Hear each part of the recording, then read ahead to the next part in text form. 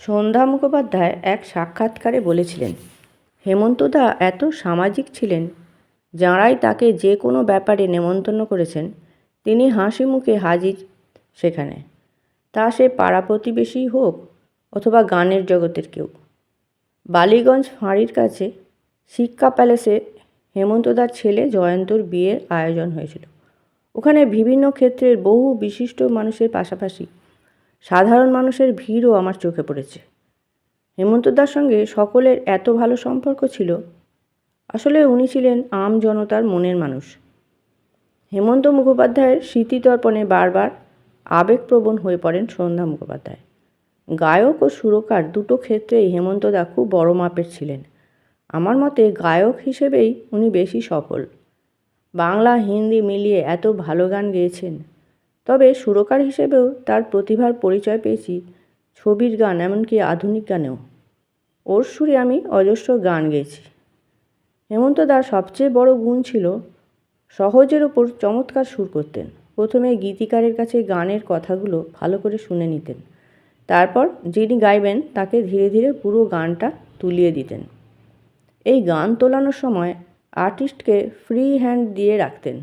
খুব ঠান্ডা মাথার মানুষ ছিলেন আর খুব কেয়ারিং ছিলেন। স্নেহপ্রবণ বলতে যা বোঝায়। একবার হেমন্ত মুখোপাধ্যায়ের স্নেহশীল মনের পরিচয় পেয়েছিলেন, জানালেন সন্ধ্যা মুখোপাধ্যায়।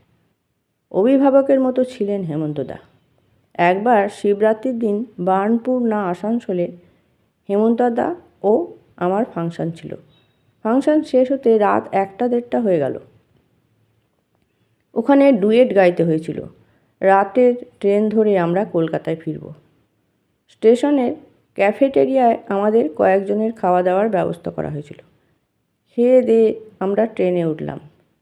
হেমন্তদা, আমার দিদির ছেলে আর আমি একটা কামরায় উঠলাম। দাদা ও আরও 2-1জন পাশের কামরায় উঠলেন।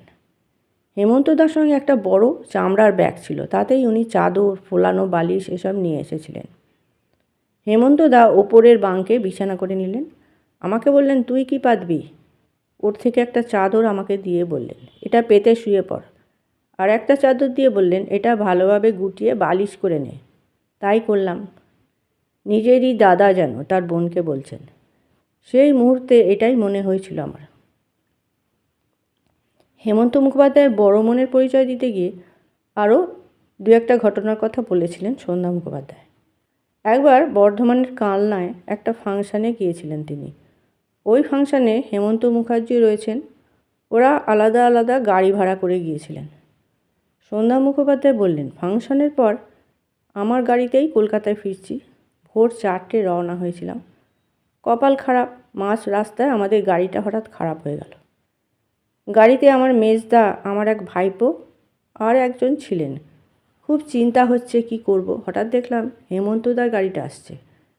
আমরা আগে রওনা হয়েছিলাম। আমাদের গাড়ি রাস্তার একপাশে দাঁড়িয়ে আছে দেখতে পেয়েই হেমন্তদার গাড়িটা ব্রেক কষে দাঁড়িয়ে পড়ল। আরে সন্ধ্যার গাড়ি না? দাঁড়াও দাঁড়াও। হেমন্তদার গাড়িও পুরো প্যাকড। টোপাদা ও আরও কয়েকজন ওই গাড়িতে ছিলেন। হেমন্তদার সঙ্গে সবসময় থাকতেন টোপাদা। উনি হেমন্তদার সেক্রেটারি কাজ করতেন। টোপাদা পারকাশনও বাজাতেন। মান্নাদের সেক্রেটারির কাজও কিছুদিন করেছিলেন। টোপাদার ভালো নাম ছিল অমর দত্ত। সেই মুহূর্তে হেমন্তদার মুখখানা মনে পড়লে এখনও আমার হাসি পায়। যেভাবে উনি আমাকে এই সন্ধ্যা উঠে আয় কথাটা বলেছিলেন, তবে আমি বুঝতে পারছিলাম না কোথায় বসবো। একটু ইতস্তত করছি, অথচ হেমন্তদাও ডাকছেন। শেষে আমি আর আমার ভাইপো গাড়ির সামনের সিটে ঠাসাঠাসি করে বসলাম। ড্রাইভারের পাশে হেমন্তদা, তারপর আমার ভাইপো আর জানলার ধারে আমি। হেমন্তদার মতো লম্বা মানুষের পক্ষে ওইভাবে ড্রাইভারের পাশে একটুখানি জায়গায় কোনো মতে হাত পা গুটিয়ে বসে থাকা যে কত কষ্টে, না বোঝার কারণ নেই। তবুও পরোপকারী মানুষটা আমাদের ভালোর জন্য সব হাসি মুখে মেনে নেন। এমনকি হেমন্তদা আমাদের বাড়িতে ছেড়ে দিয়ে গেলেন। তার এই সহযোগিতার কথা ভুলতে পারি না বলা যায়। একবার বোম্বেতে রেড ক্রসের একটা প্রোগ্রামে গিয়েছিলেন সন্ধ্যা মুখোপাধ্যায়। ভগিনী সমা সন্ধ্যা মুখোপাধ্যায়কে রিসিভ করতে সোজা সান্তাক্রুজ এয়ারপোর্টে পৌঁছে যান হেমন্ত মুখোপাধ্যায়।